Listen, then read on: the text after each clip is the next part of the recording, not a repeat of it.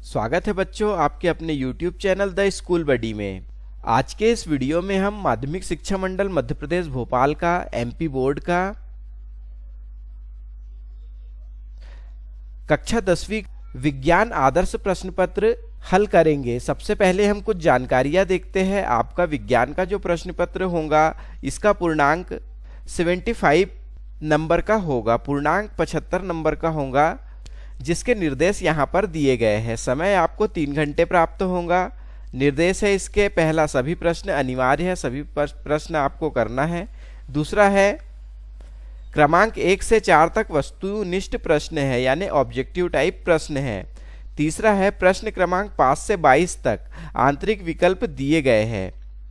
और चौथा है प्रत्येक प्रश्न के लिए आवंटित अंक उनके सम्मुख अंकित है, जैसे ये देखिए यहाँ पर सम्मुख अंकित है। पांचवा है जहां आवश्यक हो स्वच्छ एवं नामांकित चित्र बनाइए। आपको चित्र भी बनाना है जहां पर आवश्यक हो। तो शुरू करते हैं पहले सही विकल्प से। तो ये रहा सही विकल्प पहला। तो पहला सही विकल्प है हमारा, निम्न में से कौन सा भौतिक परिवर्तन नहीं है। भौतिक परिवर्तन नहीं है। तो सबसे पहले तो हम यह जान लेते हैं कि भौतिक परिवर्तन और रासायनिक परिवर्तन क्या होता है। भौतिक परिवर्तन में बच्चों आकार में परिवर्तन होता है, चीजें कम ज्यादा हो जाती है, लेकिन रासायनिक परिवर्तन में आकार में परिवर्तन नहीं होता। जैसे कि हम देखते हैं यहाँ पर खौलते पानी से जलवाष्प बनना, तो खौलता हुआ पानी है, जब खौलेगा वो तो फिर पानी उबल उबल के कम हो जाएगा, तो ये एक भौतिक परिवर्तन हो गया। बर्फ का पिघलना, जब बर्फ पिघलती है तो बर्फ का आकार छोटा हो जाएगा, यानी कि यह एक भौतिक परिवर्तन है।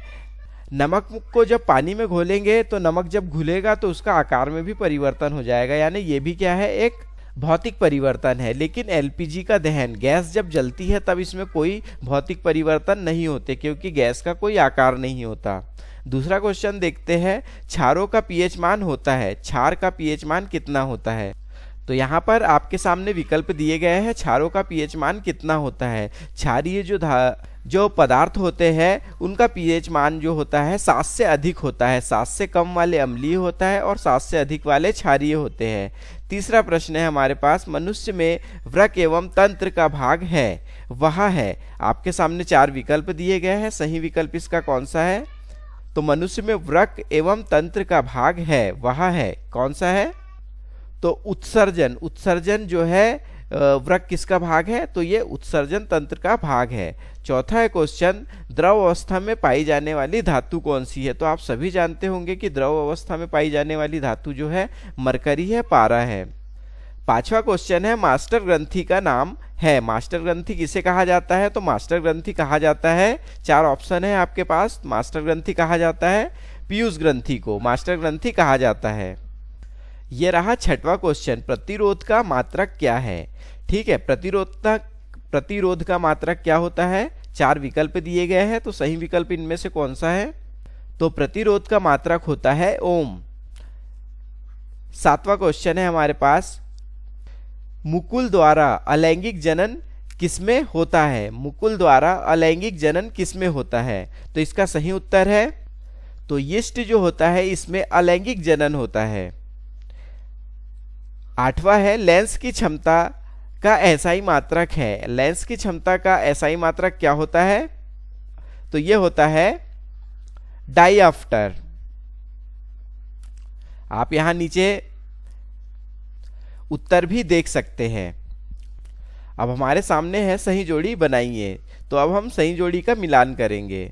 8 नंबर की सही जोड़ी है, प्रत्येक सही जोड़ी पर आपको 1 अंक दिया जाएगा। तो पहली सही जोड़ी है हमारी, ऊष्मा का अवशोषण। ऊष्मा का जो अवशोषण होता है इसका संबंध किससे है। तो ऊष्मा का अवशोषण, तो ये है, इसका उत्तर हो जाएगा ई, ऊष्माशोषी अभिक्रियाएं।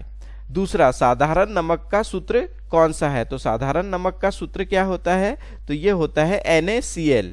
तो ये आपका उत्तर हो जाएगा। स्वपोषी पोषण, स्वपोषी पोषण कौन सा होता है। तो स्वपोषी पोषण होता है हरे पौधे में। तो ये इसका उत्तर हो जाएगा। अब मिश्र धातु, मिश्र धातु इनमें से कौन सी है। तो मिश्र धातु होती है कासा, कासा क्या है? मिश्र धातु है। अंतःस्त्रावी ग्रंथि, अंतःस्त्रावी ग्रंथि कौन सी है? तो इसका उत्तर हो जाएगा हार्मोन। विभांतर का मापन, विभांतर का मापन काय में होता है? विभांतर का मात्रक मापन होता है वोल्टमीटर में। स्वपरागन किस में होता है? तो स्वपरागन होता है द्विलिंगी पुष्प में। और लेंस की क्षमता का एसआई मात्रक कौन सा होता है? तो ये होता है डाइऑप्टर। तो यहां पर हमारी पूरी 8 सही जोड़ी कंप्लीट हो गई है। प्रत्येक सही जोड़ी पर आपको 1 अंक दिया जाएगा। अब हम आगे बढ़ते हैं और देखते हैं रिक्त स्थानों की पूर्ति कीजिए। तो यहां पर हमारे से 7 सही विकल्प के रूप में 7 सही जोड़ी पूछी गई है। प्रत्येक सही जोड़ी पर 1 अंक दिया गया है। तो शुरू करते हैं। पहली सही जोड़ी है हमारे पास, सही विकल्प रिक्त स्थान है हमारे पास। धातुएं प्रायः ऊष्मा एवं विद्युत की कैसी होती है? विद्युत की सुचालक होती है। धातुएं हमेशा कैसी होती है? सुचालक होती है। दूसरा है तंत्रिका तंत्र की प्रमुख इकाई खालिस्तान होती है। तंत्रिका तंत्र की प्रमुख इकाई कौन सी है? तो ये होती है न्यूरॉन। विद्युत विभव का एसआई मात्रक क्या होता है? तो ये होता है वोल्ट। नर युग्मक एवं मादा युग्मक में संलयन को खालिस्तान कहते हैं। नर और मादा युग्मक में संलयन को क्या कहा जाता है? तो इसे कहा जाता है निषेचन।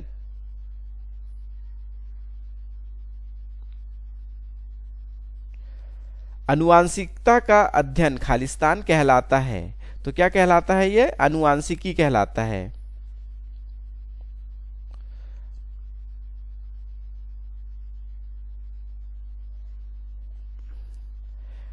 प्रतिबिंब की ऊंचाई एवं बिंब की ऊंचाई का अनुपात खालिस्तान कहलाता है। तो ये कहलाता है आवर्धन। सामान्य दृष्टि के वयस्क के लिए सुस्पष्ट दर्शन की अल्पतम दूरी कितनी होती है? तो ये होती है 25 सेंटीमीटर। तो यहां पर हमारे रिक्त स्थान कंप्लीट होते हैं। आगे बढ़ते हैं। तो ये रहा चौथा क्वेश्चन। एक शब्द या वाक्य में हमें उत्तर देना है। चलिए देखते हैं। चुंबक के कितने ध्रुव होते हैं? पहला क्वेश्चन है चुंबक के कितने ध्रुव होते हैं? तो सभी जानते हैं इसके कितने ध्रुव होते हैं? 2 ध्रुव होते हैं।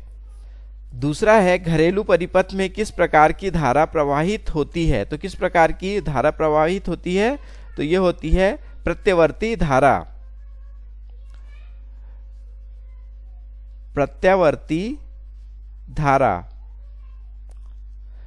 तीसरा है नेत्र के किस भाग पर वस्तुओं का प्रतिबिंब बनता है? तो कहां पर बनता है नेत्र पर प्रतिबिंब? दृष्टि पटल यानी रेटिना पे बनता है। रजोधर्म की अवधि कितने दिन की होती है? तो कितने दिन की होती है? तो ये होती है 2 से 8 दिन की। पुष्पों में लाल एवं सफेद रंग में प्रभावी और अप्रभावी कौन है? तो लाल रंग प्रभावी होता है और सफेद रंग जो होता है अप्रभावी होता है। ये प्रभावी हो गया और ये अप्रभावी हो गया। छठवां है दर्पण का सूत्र लिखिए। दर्पण का सूत्र क्या है? तो दर्पण का सूत्र होता है 1/f = 1/u + 1/v। सातवां है जो पदार्थ सूक्ष्म जीवों द्वारा अपघटित होते हैं वे क्या कहलाते हैं? तो उन्हें क्या कहलाता है? क्या कहा जाता है? तो जैव निम्नीकरण कहा जाता है। क्या कहा जाता है? जैव निम्नीकरण।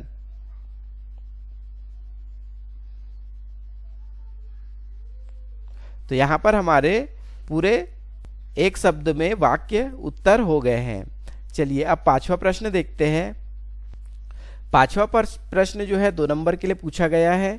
आवर्धन किसे कहते हैं? अथवा में है लेंस की क्षमता से आप क्या समझते हैं? इसका मात्रक क्या है? 6वां क्वेश्चन है 2 मीटर फोकस दूरी वाले अवतल लेंस की क्षमता ज्ञात कीजिए। अथवा में है अवतल दर्पण के मुख्य फोकस की परिभाषा दीजिए। 7वां क्वेश्चन है किसी दिए गए क्षेत्र में चुंबकीय क्षेत्र एक समान है, इसे निरूपित करने के लिए आरेख खींचिए। जिसका अथवा है दो चुंबकीय क्षेत्र रेखाएं एक दूसरे को प्रतिच्छेद क्यों नहीं करती। 8वां क्वेश्चन है विद्युत चुंबक क्या होती है। विद्युत चुंबक क्या होती है अथवा क्वेश्चन है इसका, चुंबक के निकट लाने पर दिक् सूचक की सुई विक्षेपित क्यों हो जाती है। 9वां क्वेश्चन है प्लेटिनम सोना एवं चांदी का उपयोग आभूषण बनाने में क्यों किया जाता है। 2 नंबर का प्रश्न है ये, जिसका अथवा पूछा गया है रासायनिक गुणधर्म के आधार पर धातु और अधातुओं में अंतर बताइए। 10वां है परागन क्या है। इसका अथवा में पूछा गया क्वेश्चन है स्वपरागन क्या होता है। 2 नंबर के प्रश्न है ये। 11वां है गुणसूत्र के कार्य एवं महत्व लिखिए। अथवा है लिंग निर्धारण में गुणसूत्र की भूमिका को समझाइए। 12वां प्रश्न है विद्युत धारा की परिभाषा एवं एसआई मात्रक लिखिए। अथवा में पूछा गया है ओम का नियम समझाइए। 13वां है अम्ल वर्षा कैसे होती है। अम्लीय वर्षा कैसे होती है। 2 नंबर का प्रश्न है ओजोन परत क्या है, यह क्यों क्षीण हो रही है। 14 प्रश्न है विस्थापन अभिक्रियाएं किन्हें कहते हैं, उदाहरण दीजिए। द्विविस्थापन अभिक्रियाएं किन्हें कहते हैं, उदाहरण दीजिए। 15 क्वेश्चन है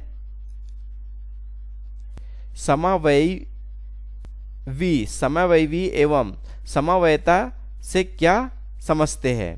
2 नंबर के प्रश्न है। अथवा क्वेश्चन है इसका संरचनात्मक समन्वयता से आप क्या समझते हैं। 16 प्रश्न है हमारे आमाशय में अम्ल की भूमिका, स्वपोषी पोषण एवं विषमपोषी पोषण में अंतर। 17 क्वेश्चन है आपके पास में निम्नलिखित कथनों को रासायनिक समीकरण के रूप में परिवर्तित कर संतुलित कीजिए।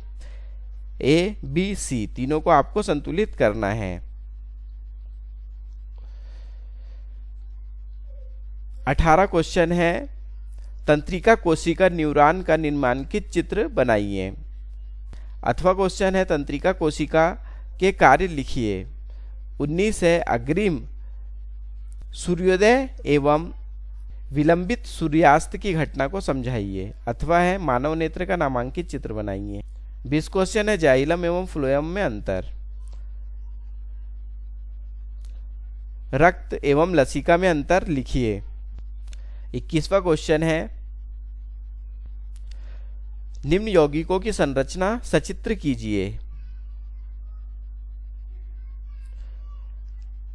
अथवा है आपके पास अणुसूत्र C3H6O वाले यौगिक के संभावित सभी समावयवों के नाम एवं संरचना सूत्र लिखिए तथा इनके इलेक्ट्रॉन बिंदु आरेख बनाइए। 22वां और अंतिम क्वेश्चन है आपका विरंजक चूर्ण का रासायनिक नाम और सूत्र 2 उपयोग भी लिखना है।